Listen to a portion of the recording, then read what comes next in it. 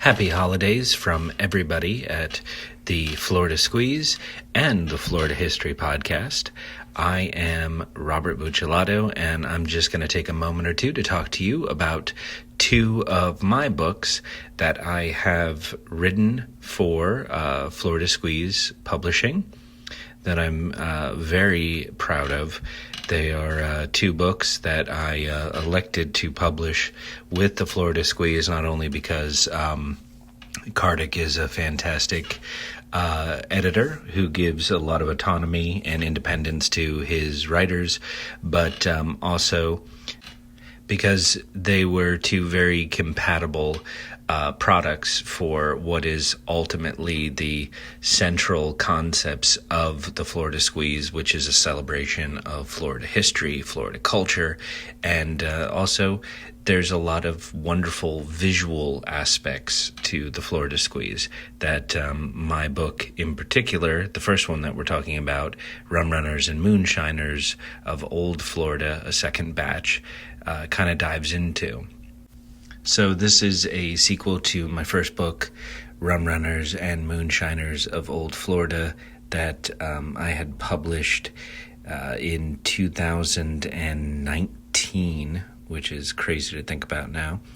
And I had basically said that I was never going to publish a sequel to it, but I kind of noticed that every single time I would meet people throughout my little book tour for this book throughout 2019 and 2020 before COVID kind of killed it, I kept having people come up to me and just on their own, just telling their anecdotes, their secrets, that they were just totally open with telling me, which was totally just the opposite experience from the research process of the book, because it would take me forever to connect with people and ask them about their past and to discover about what their grandparents or their parents were doing during this time period. And there was a lot of trust that you had to build to get people to even open up to you about it. And then here's this book, and everybody's just kind of, all the guardrails are off, and they're just like, here, these are all my family's past secrets. So I ended up with all this content, and eventually I just thought, well, what the heck? Why don't I just go ahead and do that?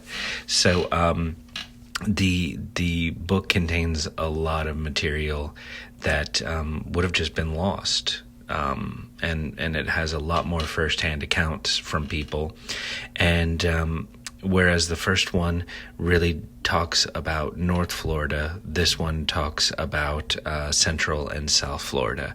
So between the two of them, they paint a really great image of illegality and criminality for most Floridians of the 20th century.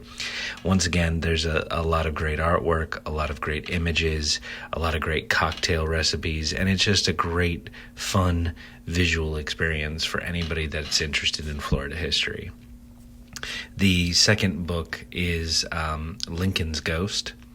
It is sort of a love letter to presidential history, and in particular the very you wouldn't think this is the case, but there is a very rich just collection of presidential ghost stories that have been sort of germinating in our national identity for well over 200, almost 300 years at this point. Going all the way back to George Washington. And there's also been a lot of ghost sightings throughout the years. Every single presidential site, or not even just the libraries or the homesteads, but even just places that the presidents hung out in, have these stories of, Teddy Roosevelt marching in, riding a horse, trying to recruit people in the Spanish-American War, terrifying janitors, people saying that they see John F. Kennedy in his favorite restaurant in Boston in the restroom. All of these little stories that I collected and wanted to share. And once again, it's presented in a visual manner. There's lots of wonderful, rare images, and there's a lot of great original artwork. Both of these two books have a lot of great original artwork. And it's really just a visual feast, and they're two books that I am very, very proud of. So if you are interested in these books or any of the other books that have come from our Florida Squeeze Books division, I kindly recommend that you check them out. In particular, if you are a fan of Florida history like we are, they're just wonderful, affordable stocking stuffers. Wink, wink. And each and every one of them are made with a lot of love and a lot of passion and a lot of dedication. Thank you all very much, and I hope you and your family have a wonderful and safe holiday season. Take care.